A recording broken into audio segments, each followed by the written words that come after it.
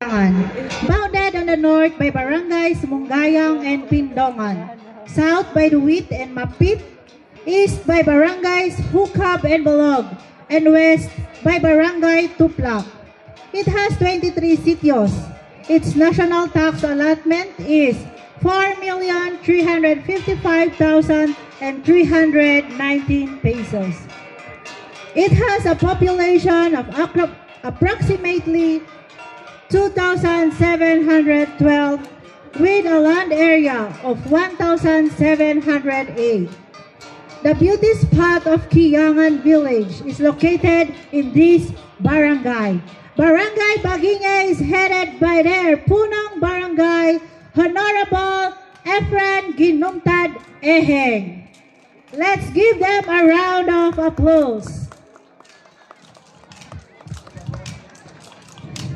Ladies and gentlemen, let's witness the cultural performance of Barangay Baginge. They will perform the Badang. Barangay Baginge is the home of peace-loving people with dedicated and committed leaders created in Balog and Hukab, which was then part of its major sitios.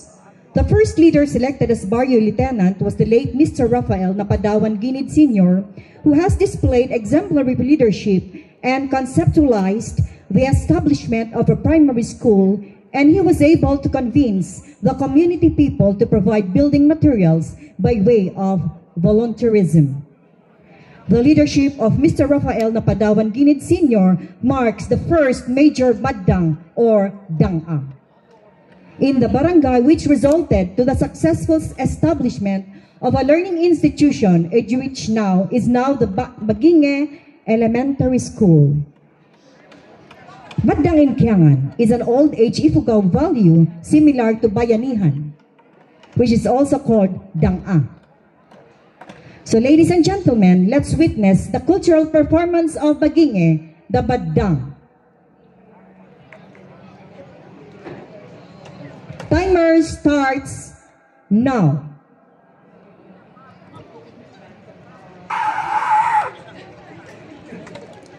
It describes the value of coming together for community health and cooperation.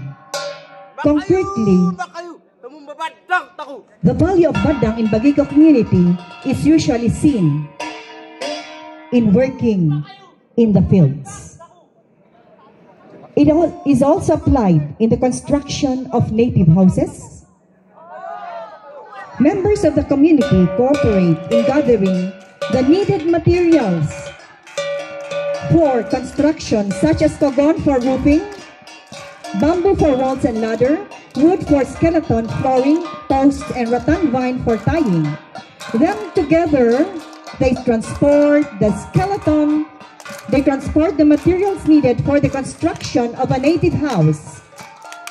After transporting, members start constructing the native house continuously until it is finished. Each member cooperates in this endeavor without pay, knowing that some days they will also need the help of its fellow members. During the construction, there is a merrymaking by drinking native rice wine and butchering native chicken or even pigs for viand. The merrymaking continues for hours after the construction, with the participation of the women folk in cleaning all debris from the endeavor. When all is joyfully satisfied, the participants go home and takes their rest for the next day's work.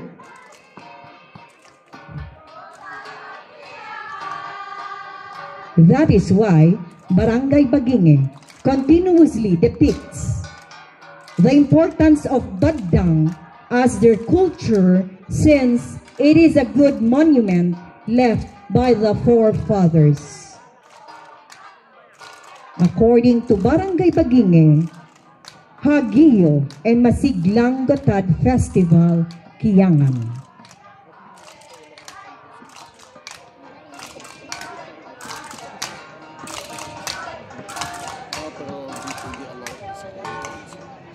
Kaya naging puntunado ang panibata ko. Kayo pangkata ko. Makayo. Hinlangan! Hinlangan! Hinlangan! Hinlangan!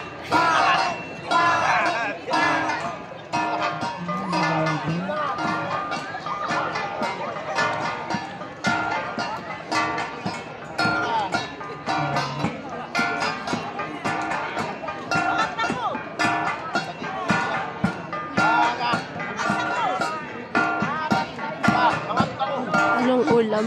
Chicken?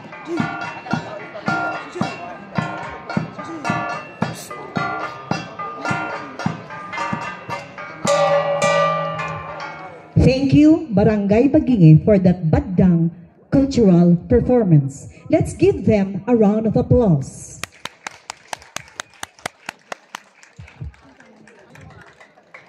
Uy, pangpangat, hindi mo ba rin pag-iingay bumandang? Salamat. Another round of applause for Barangay Baginge.